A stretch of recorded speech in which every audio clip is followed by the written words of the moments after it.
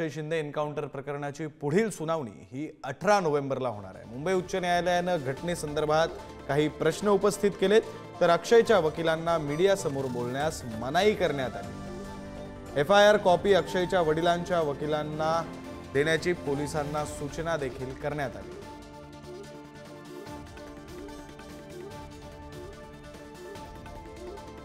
बातमी आपण पाहतोय अक्षय शिंदे एन्काउंटर प्रकरणातली ही अपडेट समोर येते। आता या संदर्भातली पुढची सुनावणी ही 18 तारखेला पार पडणार आहे।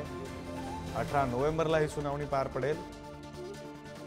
तर अक्षयच्या वडिलांच्या वकिलांना माध्यमांशी बोलण्यास मनाई करण्यात आली। तर आज ही सुनावणी पार पडली मुंबई उच्च न्यायालयात आणि त्यावेळी मुंबई उच्च न्यायालयाने या काही गोष्टी ज्या आहेत त्या समोर ठेवलेल्या आहेत। काही प्रश्न सुद्धा मुंबई उच्च न्यायालयाने या सगळ्या घटनेसंदर्भात उपस्थित केले।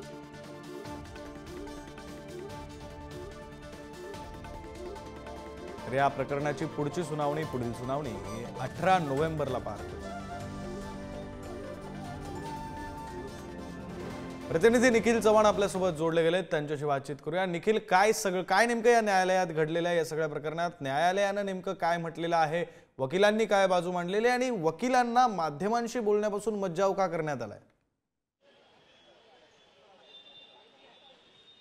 नक्कीच आपण विक्रांत पाहू शकतो उच्च न्यायालयामध्ये आज महत्त्वपूर्ण ही जी सुनावणी आहे ती पार पडली आणि याच सुनावणीच्या वेळी अक्षय शिंदेच्या वडिलांनी जो एन्काउंटर झालेला आहे त्याच्यावरती या ठिकाणी संपूर्ण प्रश्न उपस्थित करून ही याचिका देखील दाखल करण्यात आलेली होती। यानंतर गेल्या सुनावणीमध्ये ज्या काही उणिवा होत्या त्या या सुनावणीमध्ये भरून काढण्यासाठी सांगण्यात आलेल्या होता। तर पोलिसांकडून देखील तीच अपेक्षा होती, परंतु या संपूर्ण प्रकरणात पाहिलं तर जे ठसे होते, जे या ठिकाणी जे ठसे पाण्याच्या बॉटलवरती होते ते देखील घेण्यासाठी पुन्हा एकदा सांगण्यात आलेलं आहे। तर या संपूर्ण प्रकरणामध्ये जी गोळी झाडण्यात आलेली होती ती नक्की कुठे झाडलेली होती आणि जर गोळी झाडलेली होती तर मग त्या गोळीचं जे उरलेली पुंगळी आहे ती कुठे गेली, या संपूर्णपणे जे प्रकरणात आहे ते कोर्टाने हे सवाल आहेत ते केलेले आहेत। त्यामुळे या संपूर्णपणे सुनावणीमध्ये पुन्हा एकदा पोलिसांवरती, ज्या पोलिसांच्या तपासावरती प्रश्नचिन्ह आहे ते उच्च न्यायालयाने व्यक्त केलेलं आहे। त्यामुळे या प्रकरणामध्ये पोलिसांची भूमिका खूप महत्त्वाची असून पोलिसांची आता येणारी भूमिका आणि येणाऱ्या सुनावणीला पोलीस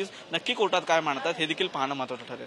विक्रांत, अगदी खरं आहे निखिल। खरं तर न्यायालयाने जे प्रश्न उपस्थित केले त्या प्रश्नांवर पोलीस आणि नेमकी काय भूमिका मांडली जाते हे पाहणं महत्त्वाचं असणार आहे। धन्यवाद तुम्ही दिलेल्या सविस्तर माहितीसाठी।